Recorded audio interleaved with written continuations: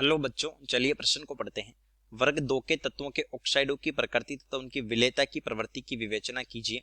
तो चलिए प्रश्न की मुख्य अवधारणा पे बात करते हैं।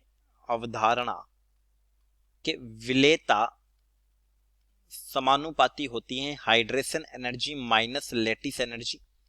हाइड्रेशन एनर्जी का मतलब हो गया जलयोजन ऊर्जा, जलयोजन ऊर्जा, और लैटिस एनर्जी का मतलब होता है जालक ऊर्जा, जालक ऊर्जा। अब देखिए, ये सेकंड ए वर्ग है, तो एक वर्ग में जब टॉप टू बॉटम चले, टॉप टू बॉटम, तो इस स्थिति में परमाणविक साइज का मान बढ़ता है, और जब परमाणविक आकार बढ़ता है इलेक्ट्रॉन नेगेटिविटी घटती है, यानी कि विद्युत ऋणता वर्ग में ऊपर से नीचे आने पर घटती है, विद्युत ऋणता। अब यहां से हम एक बात जानते हैं कि इलेक्ट्रॉन नेगेटिविटी, विद्युत ऋणता व्युत्क्रमानुपाती होती है क्षारीयता, और समानुपाती होती है अम्लीयता, यानी अम्लीयता En के समानुपाती होती है और क्षारीयता En के व्युत्क्रमानुपाती होती है।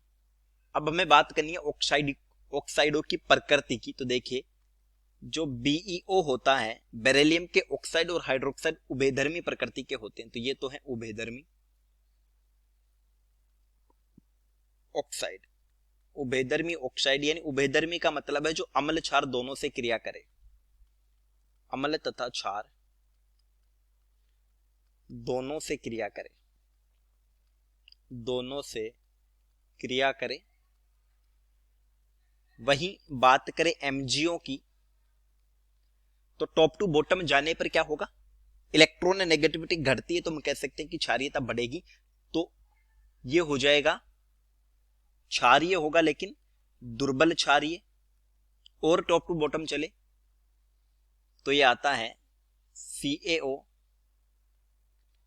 SrO और BaO, ये हो जाते हैं फिर प्रबल क्षारीय, प्रबल क्षारीय। देखिए, इसलिए हम कह सकते हैं कि सेकंड ए के ऑक्साइड ये होते हैं क्षारीय ऑक्साइड। इसीलिए सेकंड ए के तत्वों को क्षार मृदा धातु तत्व बोला जाता है, क्योंकि इनके ऑक्साइड और हाइड्रोक्साइड क्षारीय प्रकृति के होते हैं। अब बात करते हैं विलेयता की। तो सेकंड ए में ऑक्साइडों की विलेयता, ऑक्साइडों की विलेयता टॉप टू बॉटम बढ़ती है, बढ़ती है क्योंकि जालक ऊर्जा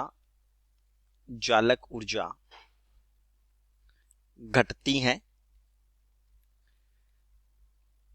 देखिए, धनायन का आकार लगातार बढ़ रहा है, तो ऋणायन और धनायन का आकार लगभग समान नहीं रहेगा, इसलिए जालक ऊर्जा घटेगी। तो ये जो क्रम होगा BeO, MgO, CaO, SrO और BaO, यह है विलेयता का क्रम, विलेयता का क्रम।